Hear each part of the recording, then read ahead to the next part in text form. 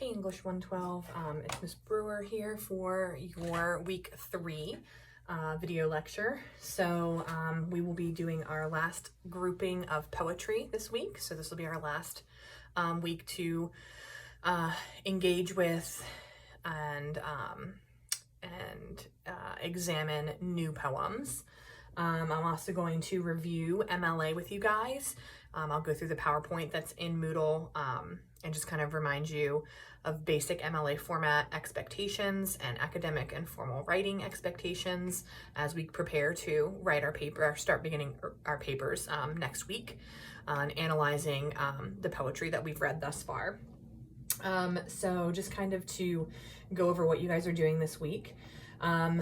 You will review MLA and you will take the MLA review quiz and make sure that you go through the PowerPoint before you take that quiz, and I will go through that with you guys here in the video.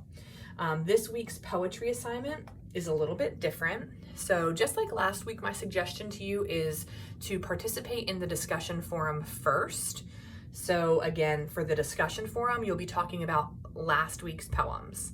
So for your discussion forum, you're going to be talking about Maya Angelou and Mullen and June Jordan. Okay, those are the poems that we're choosing for the discussion forum for this week. So my suggestion to you is to go ahead and knock out your introductory post for your discussion forum first, since you've already read those poems. Remember that you are to use the poetry discussion response questions. You can locate that in week 2, and that should be creating your initial response. Remember that you are required to include a theme statement at the end of your initial response. So make sure that you are doing that. Please make sure you're meeting the word count requirement.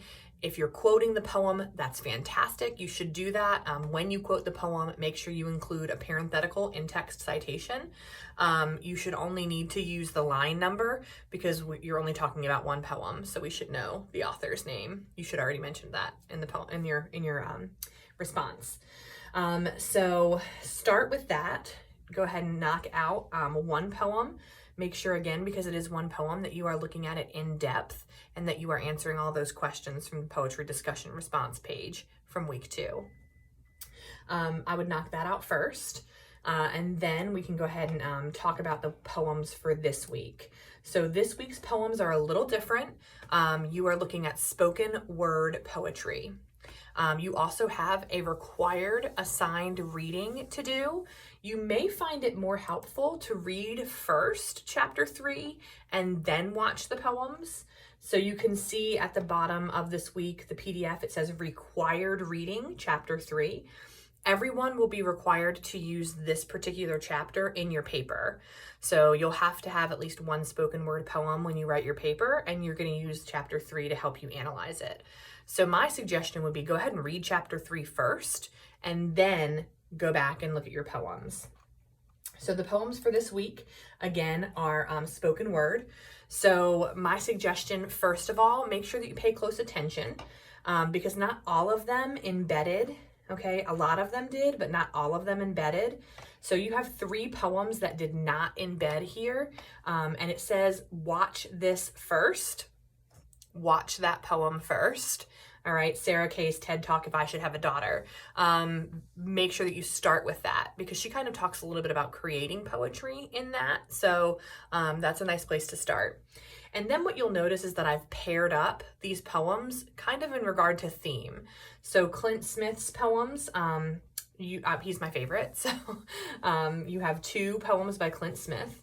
The Dangers of Silence can be applied to really any social issue whatsoever, but you'll watch his 2 poems, and then you'll see that you have Rigged Game and What Teachers Make, Louder Than a Bomb, Places, Touch Screen, and Look Up. So and I kind of paired them in regard to theme, so you can kind of see how they match. But you can find common themes through everything that we look at. Remember that for your paper that we're going to do next week, you should be finding common themes from all of the weeks of poetry. So you're going to start digging a little deeply into that. I highly suggest that you get these opened up into YouTube. Don't just watch it here in Moodle, like open it in YouTube.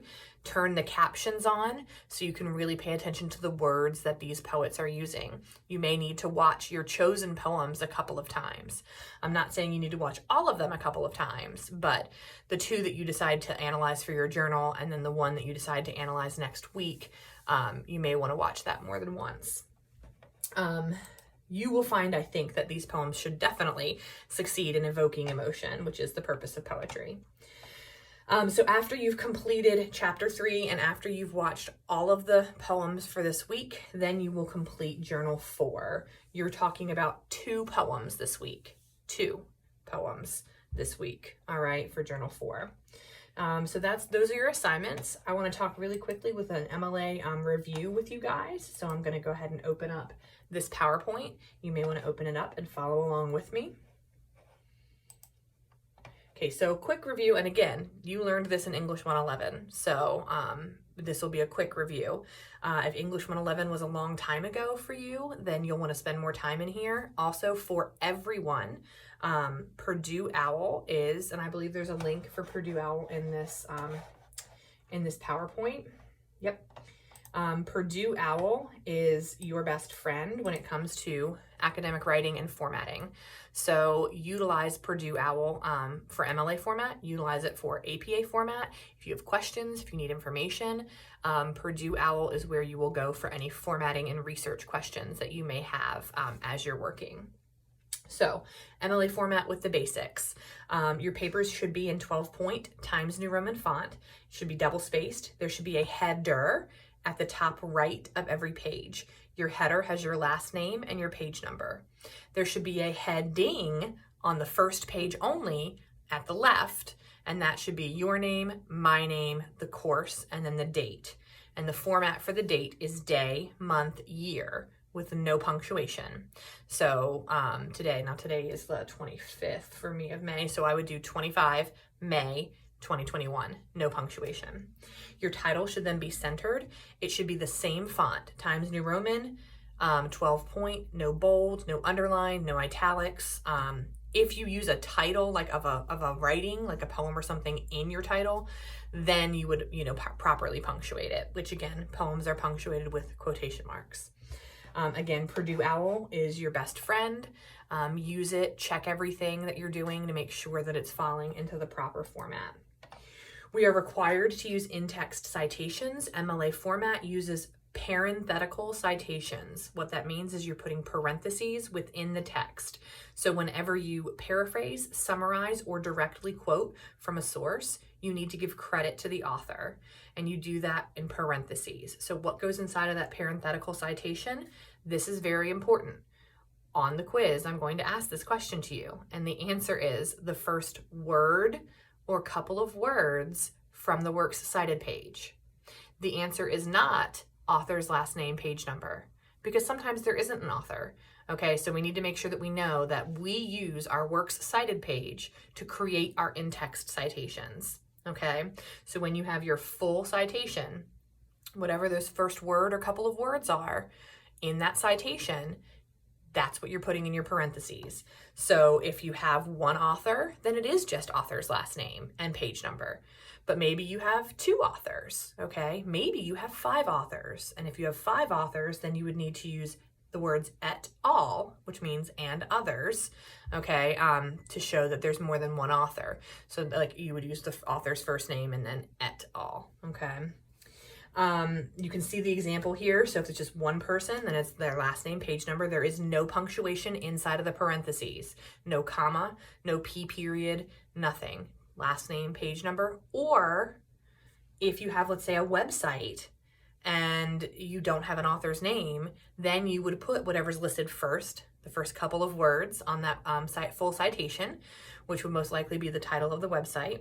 It would be in quotation marks, which means that in your parentheses, you should have quotation marks, okay? Okay, so your works cited page. Your works cited page goes it's the last page of your paper. It needs to have your full citations. Your works cited page should be listed in alphabetical order. It should have what's called a hanging indentation. So what that means is that you start flush left, and then at the second line you indent over. And it should always be a fully complete citation. So we are going to write a literary analysis. We'll do this next week. We'll start next week.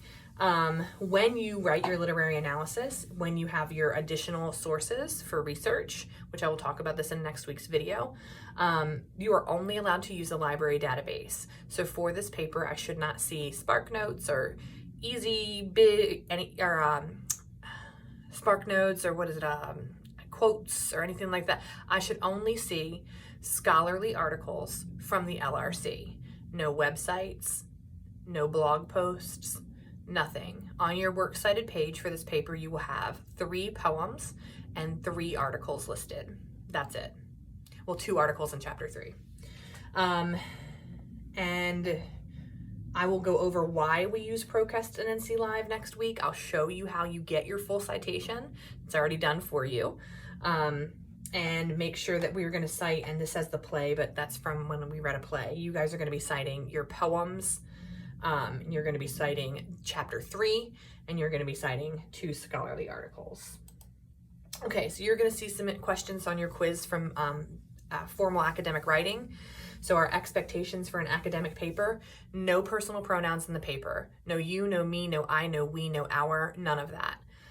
You should not use contractions in your paper. Although grammatically correct, it's not formal academic writing, so make sure you're not using contractions. Do not directly address the reader in the paper. Okay, you don't want to write things like, imagine a world where da-da-da-da, because you're telling me to imagine it, and essentially that's an implied you, and there are no personal pronouns in this paper. You're only presenting research in your paper, okay? So you're analyzing the poetry, and I'll talk about, again, your prompt next week.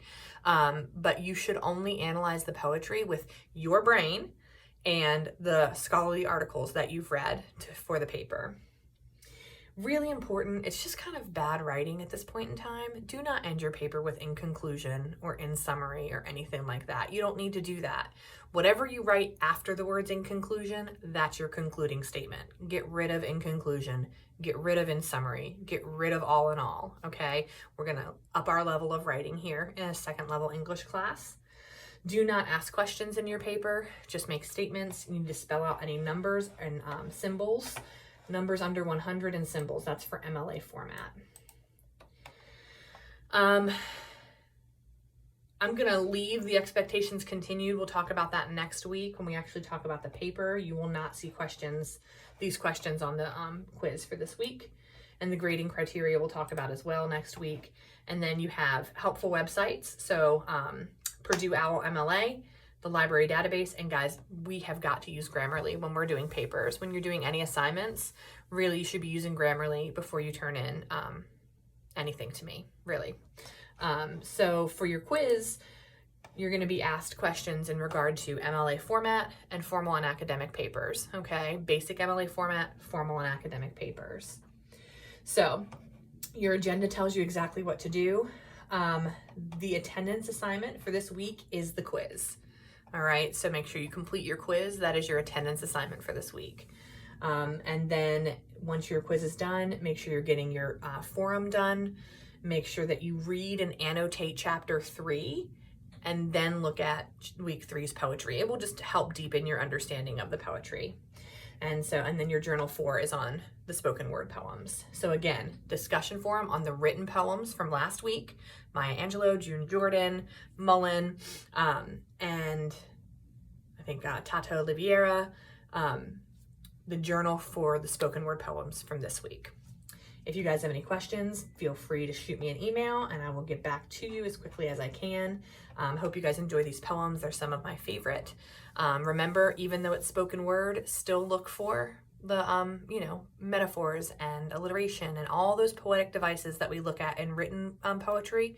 You will find them perhaps even enhanced in the spoken word poems. So again, hope you guys enjoy them, and I will check in with you guys next week. Have a great week.